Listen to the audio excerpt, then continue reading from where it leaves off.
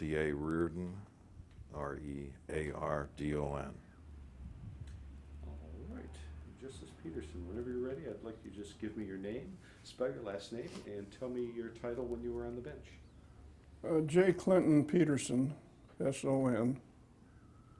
My title on the bench was Presiding Justice of Division 5, 1st District Court of Appeal. All right. And Justice Reardon, I am ready anytime you are. Okay, today's date is April 19th, and this interview is being conducted as part of the Appellate Court Legacy Project, the purpose of which is to create an oral history of the appellate courts in California through a series of interviews of retired justices who have served on our court. I'm Tim Reardon, an Associate Justice of the 1st District Court of Appeal, and we are honored to have with us today the Honorable John Clinton Peterson, who served on the 1st District from 1988 to 1998.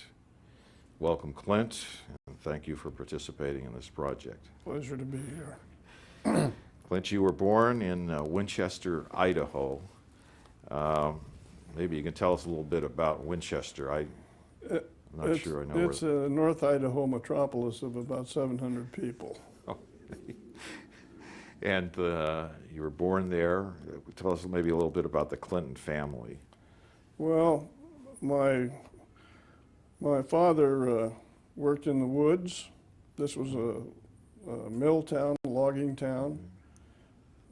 First 6 years of my life were spent in a logging camp before I came to town to go to school. Had a paper route there, small high school. Everybody could do everything, dramatics, basketball, football.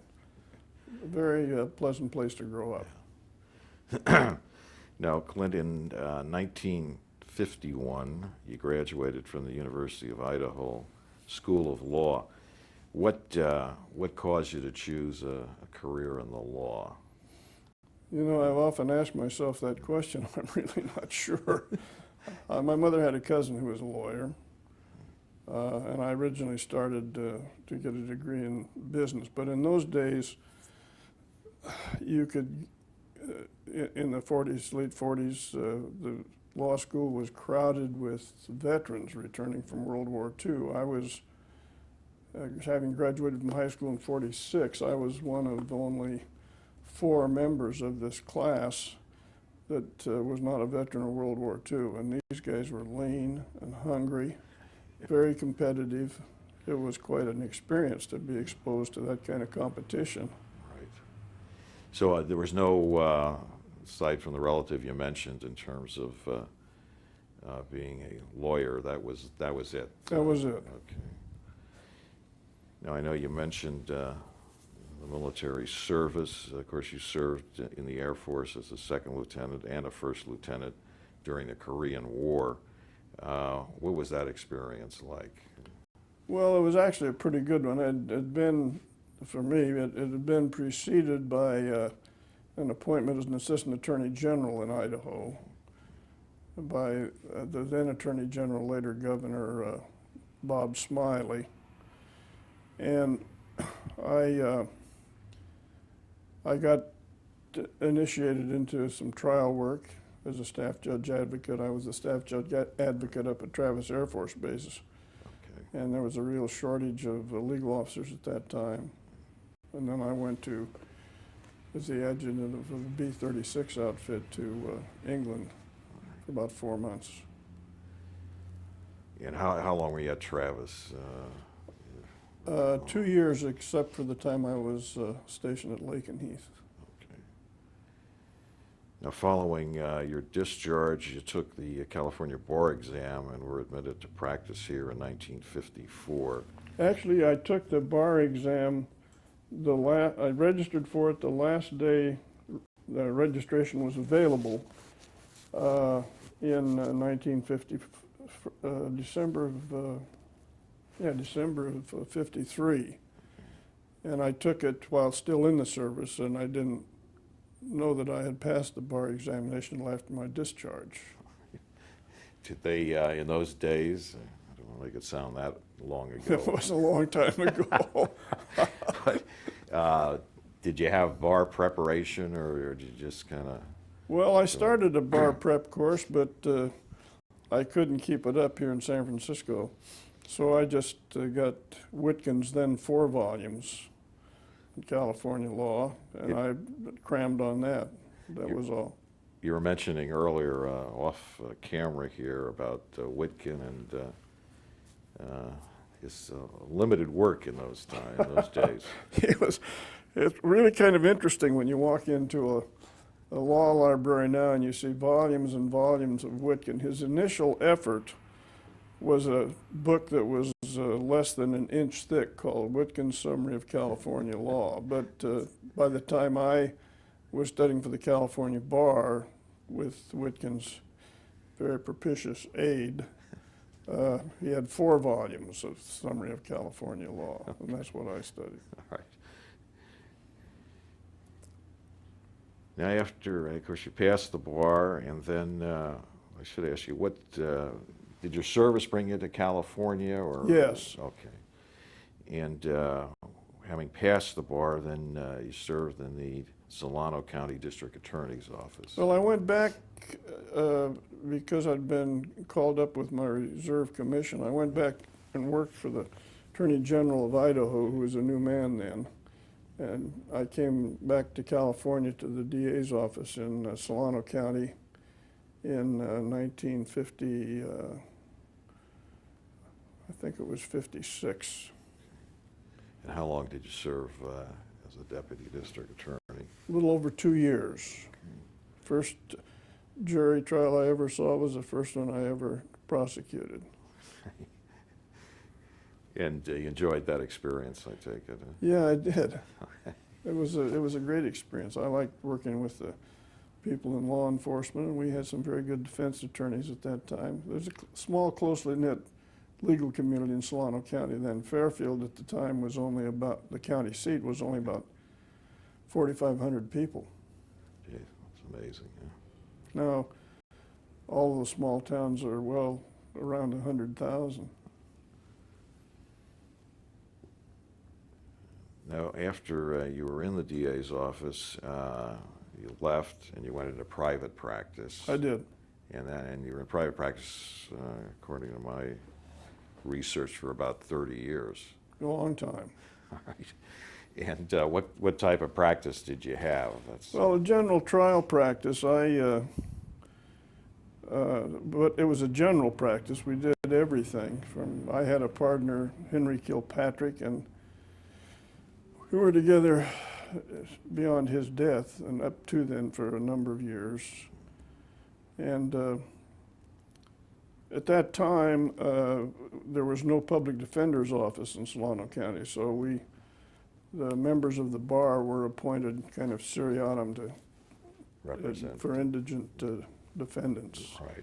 I did a lot of that. I did a lot of personal injury work, eminent domain, just about across the board. There are will contests. So I had a very varied experience as a lawyer.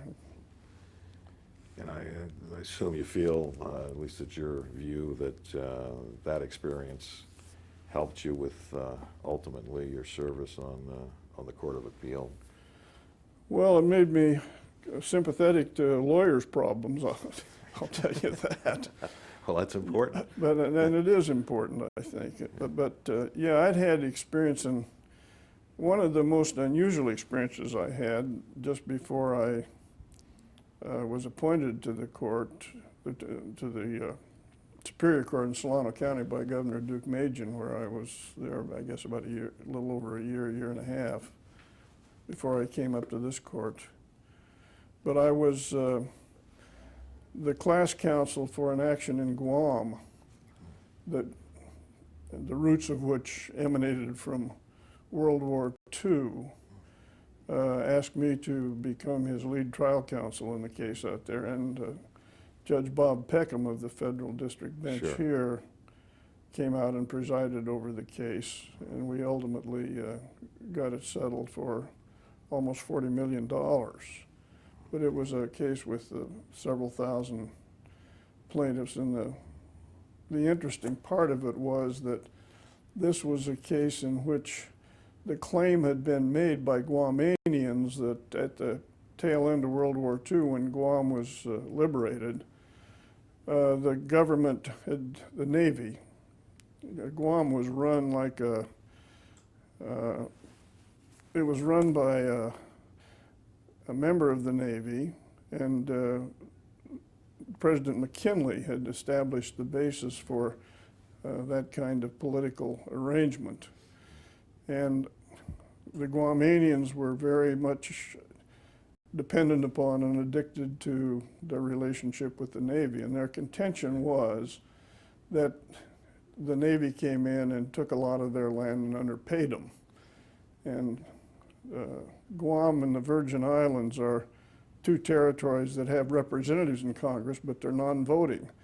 But one of them persuaded Phil Burton here in San Francisco to initiate some legislation to waive the statute of limitations and open up this question of the alleged underpayment for the lands that were taken to trial. And so they were consolidated in a class action, and that was the case. How long were you over? I was over there parts of 3 years, from about 82 to not long before I was appointed to the Superior Court in Solano County. You mentioned the Superior Court of Solano County. I assume you handled a variety of cases on the trial court. Yeah, unfortunately, I thought at the time, although it didn't prove that way, the presiding judge put me on the family law calendar. And that is,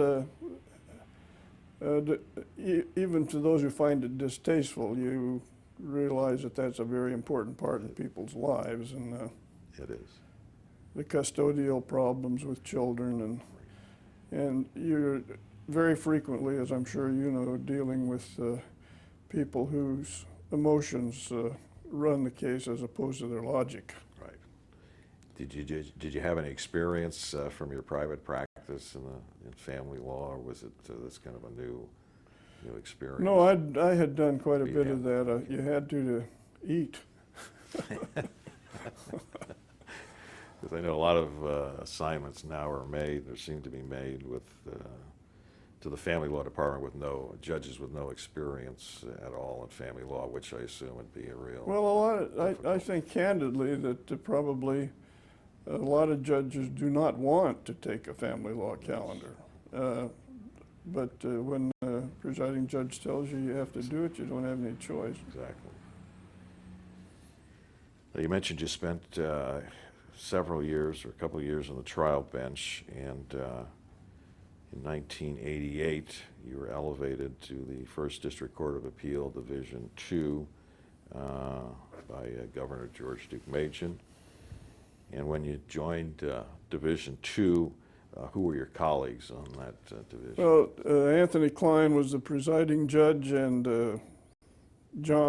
Dick Benson, and Jerome Jerry Smith were the other two associate justices. Okay.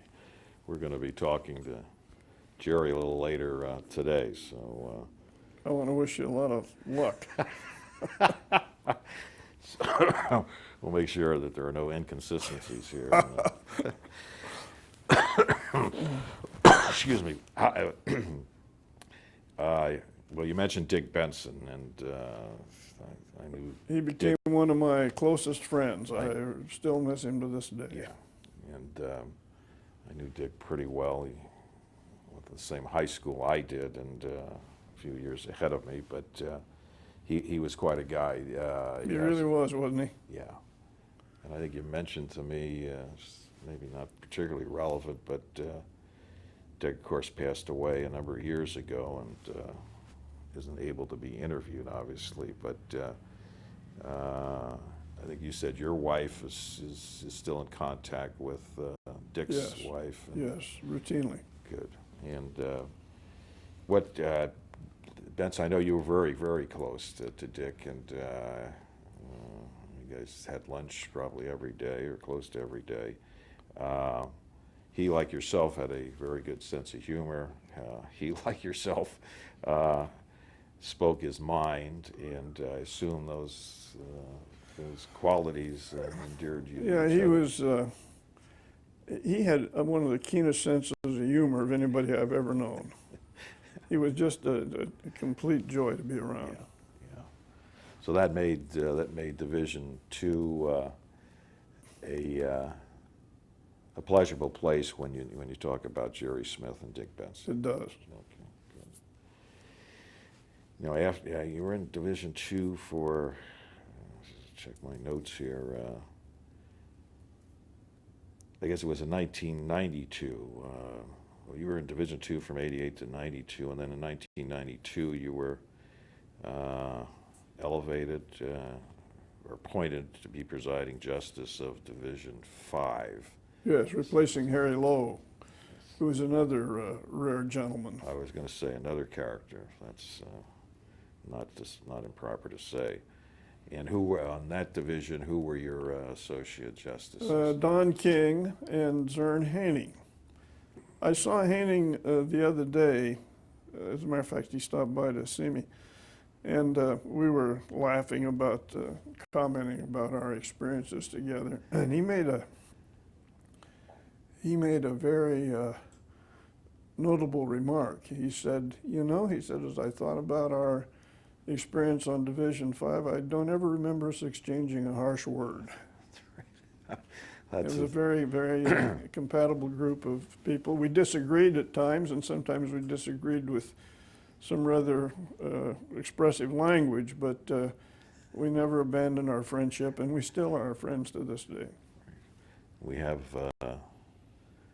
we'll be interviewing Don King and Zern Haining as well, I think in a few weeks, so that'll be a pleasure too. That was. Yeah. It will be. Now, you moved from an associate justice in Division II to the presiding justice of Division V. Yes. Were there any changes or significant changes that you made in the administration as a No, both Don and Zern were very experienced jurists. I really had the least experience as a jurist of any of the three, and we had a practice of conferring regularly with each other, stop in the office, talk about this case or that case. We regularly attended writ conferences together. We would, as I say, have disagreements at times. There are a couple of cases I can think of where I wrote either dissenting or concurring opinions. But King, of course, was and is one of the foremost experts in family law in the state. And Haining was a very unique man. I don't know that many people knew this about Zern, but he was a Navy SEAL.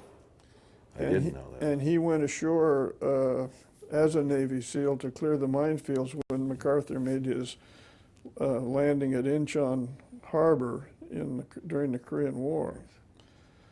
But he's a no-nonsense, direct sort of fellow, and I appreciated him as well as Don very much. Yeah, no, he's a very good guy.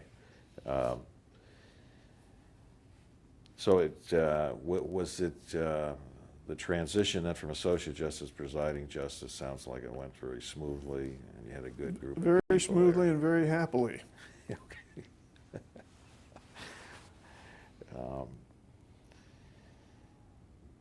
One thing I remember, because I think I sat once or twice with Division V, and I think the only thing that annoyed me a little bit is that, as I recall, Division V would run right through the lunch hour.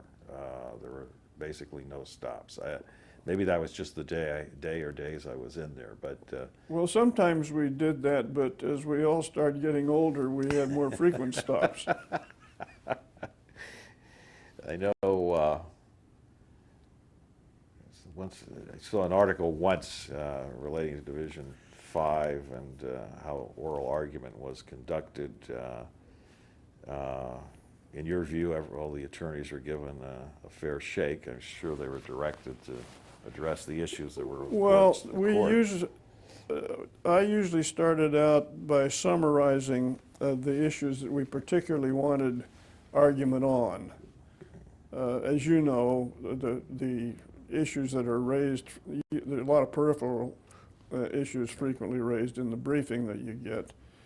And in our conferences, why we would pretty well hone in on what we consider to be the critical issues. And some lawyers didn't like this. You know, they had their set piece ready and ready to argue, but they would be told that these are the issues that we think are pivotal in this case, and we'd like to hear argument on that. Right. I think that Barbara Jones, who succeeded me as presiding judge of Division 5, has pretty much continued that practice, but I've read some articles in which counsel much prefer to argue before her than before us.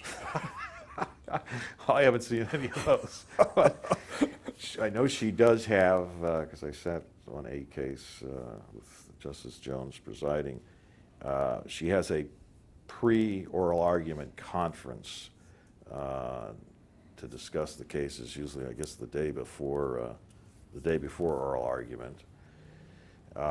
Did you have that? Yes, Okay. we conferenced on cases before argument. Okay, that made it, everyone's on the same page as to what the important issues Yeah, we were. reached a well, sometimes we'd have divergent views as to which issues would be fairly labeled the predominant issue, but we generally followed that same practice. We conferred prior to oral argument, and we were the smallest division. That's We were right. only 3 justices, and I think as a result of that we perhaps handled our conferences a little more informally than some other divisions. We would, you know, if you had a question, our chambers were all right next door, and we were in and out of each other's offices with some frequency. Right, and it wasn't until fairly recently that Division 5 went from a 3-judge court Yes, to that's correct. 5 judges. Now, again, my research discloses that during your time with the First District Court of Appeal, you authored a significant number of opinions. I think they've got you down for about 155 published opinions. That's only I think if I published had to opinions. do that over, I'd probably restrict that a little bit. Where are there, as you sit here now, were there any that you kind of stand out in your mind from your perspective? Well, I wrote the original decision in Warden against the State Bar, Remember that case? which addressed the MCLE program. And Justice Harley and a visiting Judge Snowden, from a Superior Court judge from Napa County, were on the panel.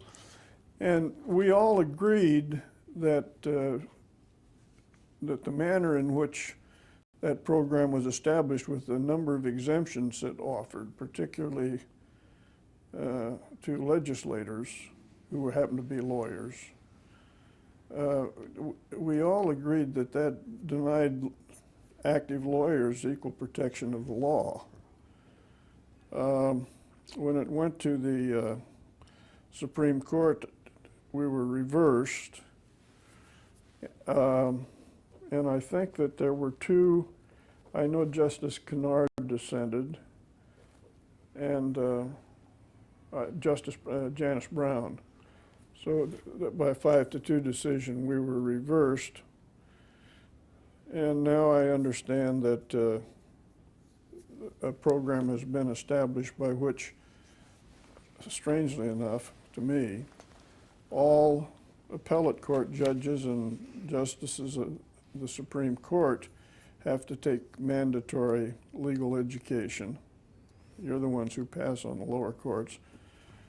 And the lower courts are all exempt from it, unless they volunteer, which I'm a little troubled by that. It seems to me that raises some very serious questions, but I don't know that there are similar questions raised, in connection with retired judges doing mediation and arbitration work. Those of us who do that, and I'm one, we do that work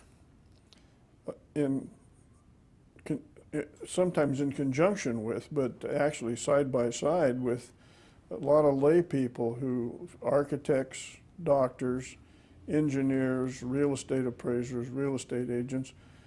The state bar takes the position, as I understand it, that we're not practicing law when we do that, but because we pass on questions of law, we have to become members of the bar to do this kind of work. So it's kind of unique to be sitting beside an engineer or an architect to arbitrating a given case, and you're the only one on the panel who has to be a member of the bar in order to do so, but you're doing the same work with them. Yeah, it is a little ironic. To say the Well, least. it is, and the upshot of it is that in order to maintain your bar membership as a condition, as a necessary condition to performing this kind of work, if you are a member of the bar, you have to do the MCLE courses just like other lawyers do, as we discussed in Warden. Is it, Clint, is it the same amount of hours that Yes. Okay, so it's It's the Same as an attorney. same amount of hours every 3 years. okay. And some portion, as I recall, some portion of those hours concern legal ethics and, the gender discrimination instruction, for example, I think is included in that. Okay. And this is a recent or fairly recent requirement? Yes, it went into effect, excuse me. My recollection is that the requirement became effective approximately maybe 2 years ago. The upshot of which was, and a kind of ironic conclusion one draws from it, is that Walt Krosky wrote a case down in the second district, in which he flatly held that, and Whitkin cites his case for this purpose. He flatly held that anybody who does ADR work has qualified judicial immunity. So you have the ironic situation where you are a lawyer, you're said not to be practicing law if you do mediation and arbitration work, but nonetheless, as a condition to doing it, as long as you are a lawyer, you have to take the mandatory MCLE courses, and you have to become a member of the bar, an active member of the bar, in order to continue doing this. And as far as I know, retired judges are perhaps the only group that have to be bar members in order to do ADR work of the type that organizations such as the American Bar Association, JAMS, and others perform. Yeah. Some interesting developments. It is. The Warden case, as I recall, received quite a bit of press coverage. The lawyers were very happy with it at first. But the Supreme Court concluded that it was wrongly decided that, as I recall, that we had applied the wrong standard of review to examine the constitutional question of whether or not the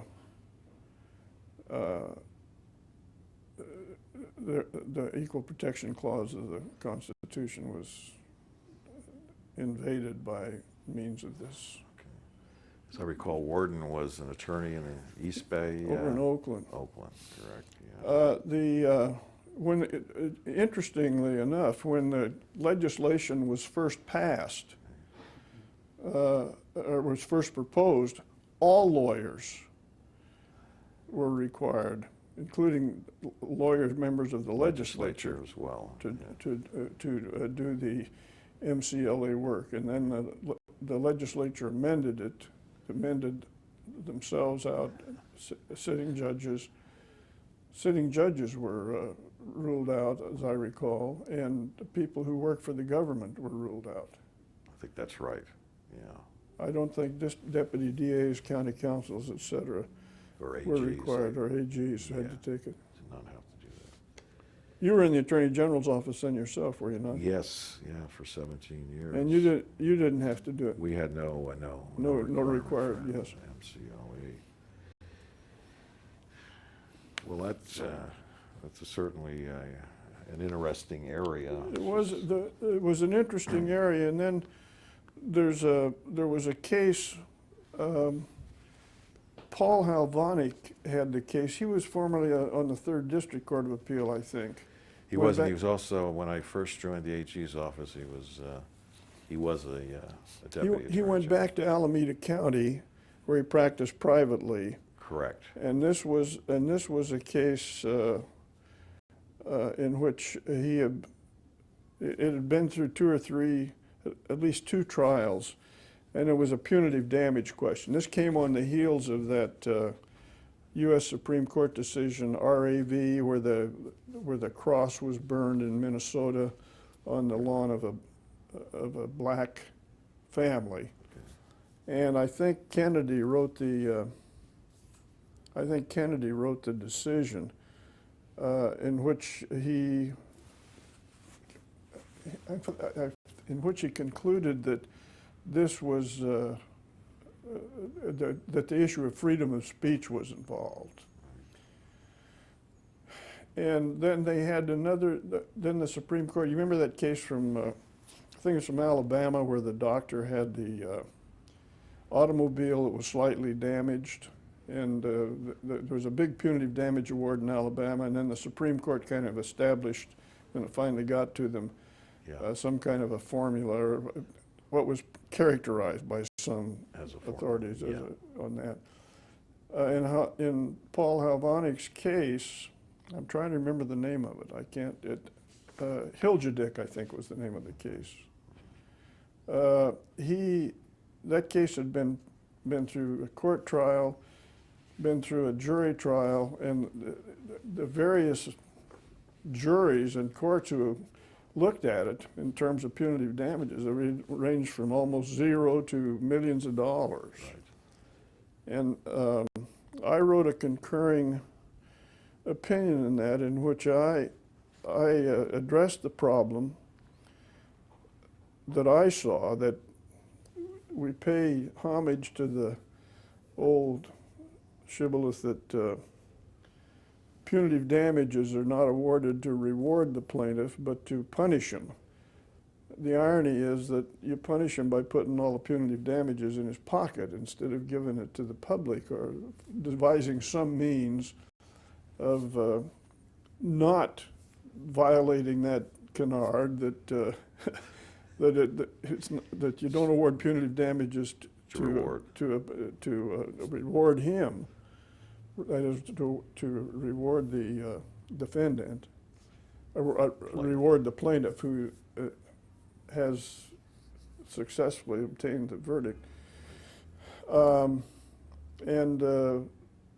Dick Benson wrote the majority opinion in that case. That came out of Division II, and the my recollection is the Supreme Court reduced the amount, but didn't address that question. And my theory was that they'd already established a precedent in Lee against Yellow Cab when they went from a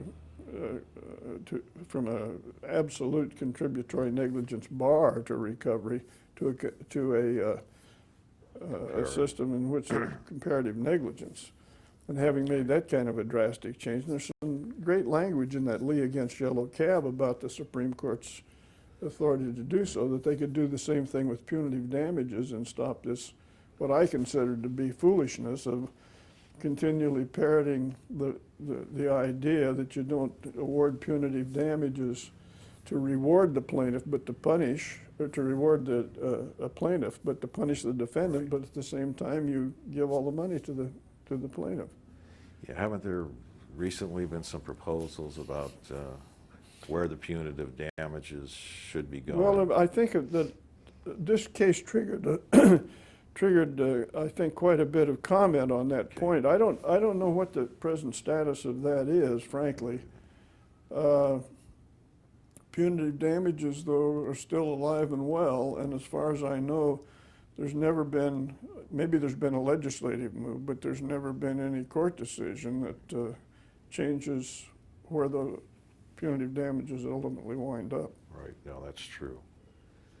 But it's a hot area of the law, very, Yeah, it still is, I Yeah, guess, yeah. but I don't, nobody, the courts, at least in California, the courts seem to take the position that the way to handle it is to reduce them.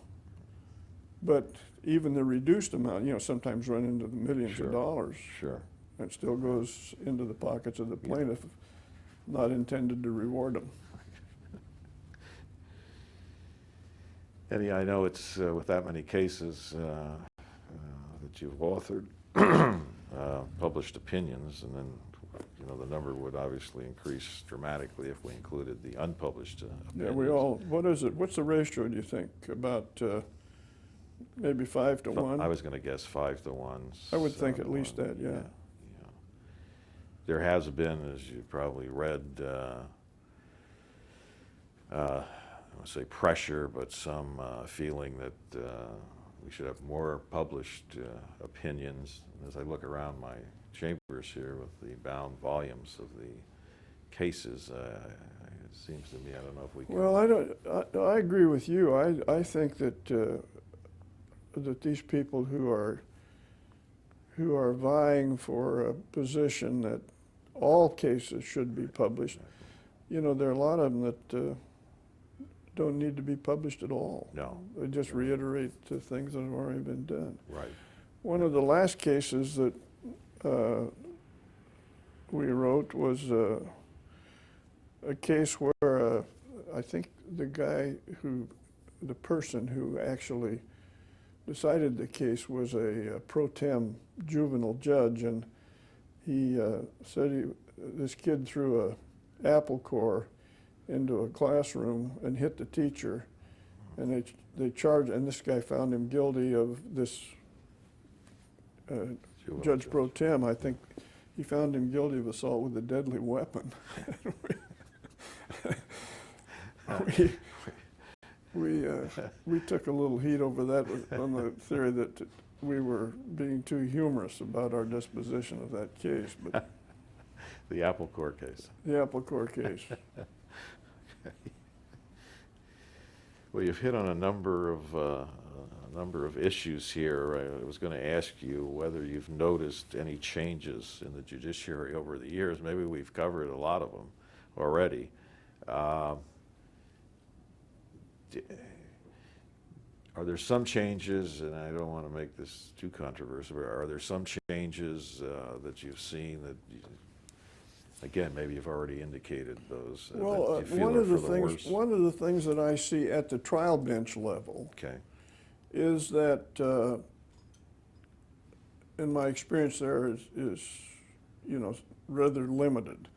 But it seems to me that we're seeing a situation in which a person comes to the trial bench having had some specialty, family law, for example, and are immediately signed to the family law calendar, and they don't particularly want to get out of that. They now have that niche in an area they're comfortable in, and Right.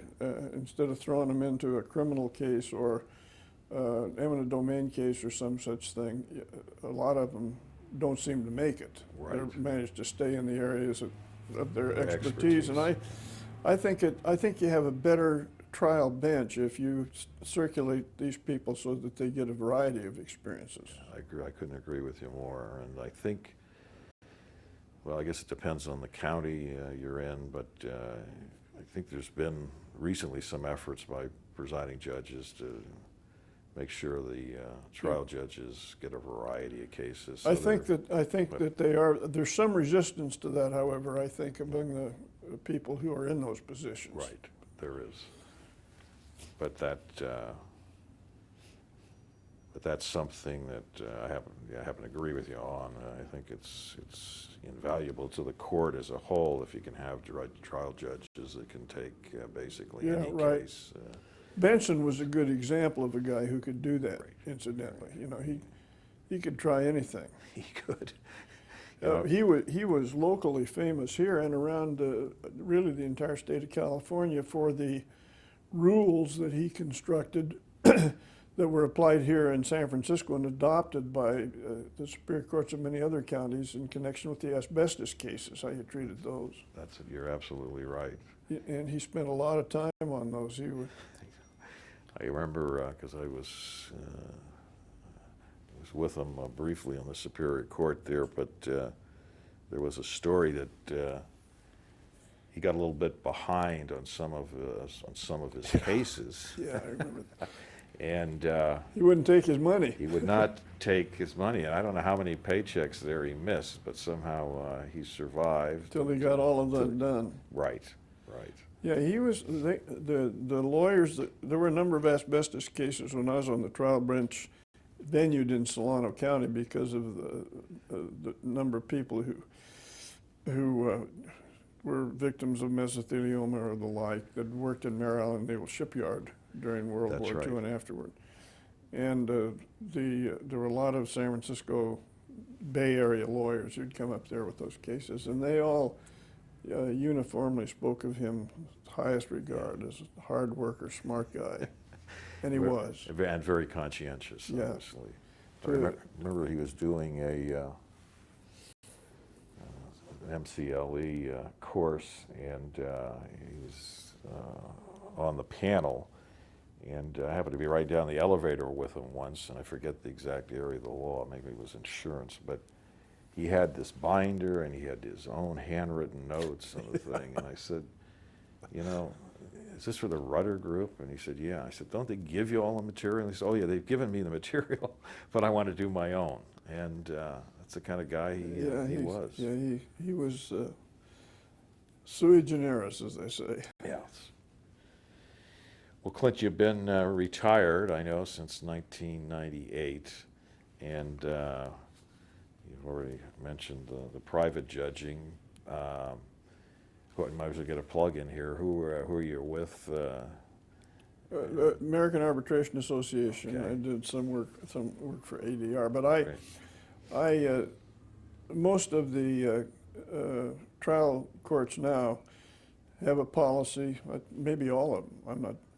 I'm not really certain of that, but they have a policy by which, before they set the civil cases down for trial, there has to be a mediation.